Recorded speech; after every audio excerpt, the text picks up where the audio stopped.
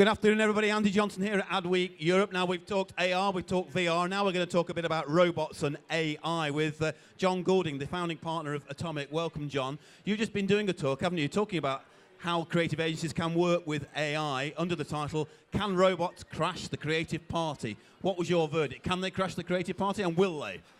Oh, I think it's a tough question. I think the reality is the word creative is a often overused word. I think, you know, real creative work, creative with a capital C, is all about absolute originality of thought, creating things that have never ever existed before. And I think we're a way off AI really crashing that particular party. But that said, as a creative agency ahead, I'm actually really positive about what AI can do to a lot of the hard-working creative work that we do. Tell us about that. What can it do?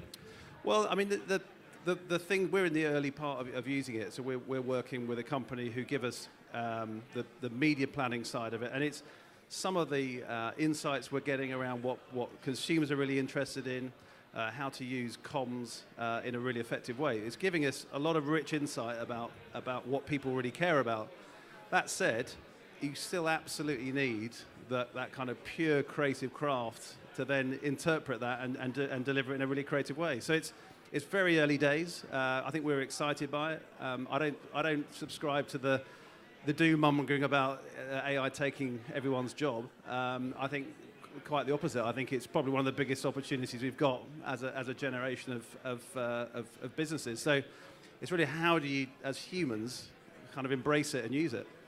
And talk to me about the clients you're using it with. How far down the road are they with the concept as well? Is it something they're quite excited about? Well, I think, you know, again, the difficulty with AI is it honestly takes a number of hours to explain how it works, and the math. To some degree, you have to get your head a little bit around the maths.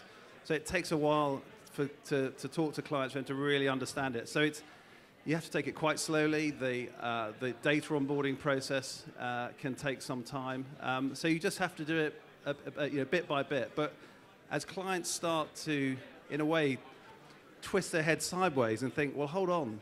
So if you could predict with a degree of 90% confidence of something happening, that's pretty amazing. That's pretty powerful. But it does take a while for that kind of onboarding process to happen. Obviously, it's something you're taking very seriously and excited about at Atomic. Is the UK as a whole leading the way with this, or is it coming more from America, or is it a bit of both?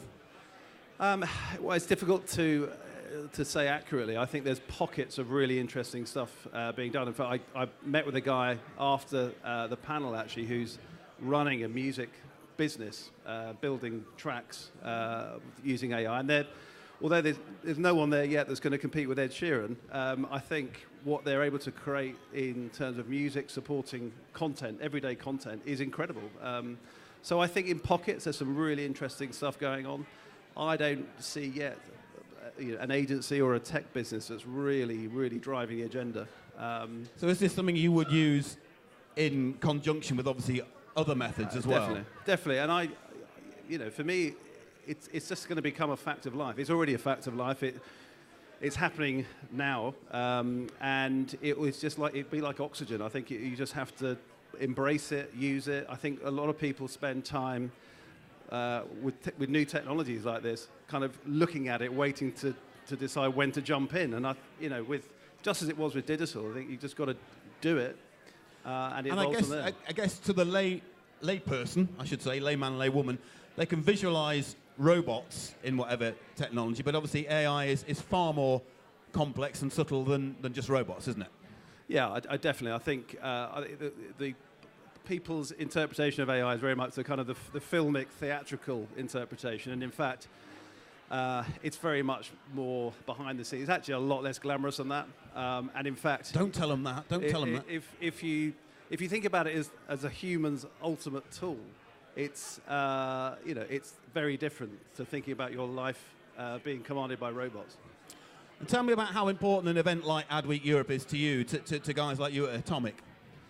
I think, I was saying earlier on, I think it's probably the first time this year where I think particularly topics around AI have started to be talked about in a kind of an opportunity, through the lens of an opportunity as opposed to a threat. So I think there's been lots of scaremongering in the wider economy about how many jobs AI may or may not take. And this is the first time I've felt that the agenda is much more around opportunity, the positive side of it. So I think it's a great environment. It's more relaxed. You can get into really good conversations. And I think a lot of the developments spring out of the conversations you have outside of the auditorium. So I think it's great.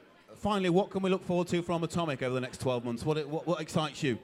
Oh God! I mean, I think that's the truth of an independent agency is everything's running at 1,000 miles an hour, and I think to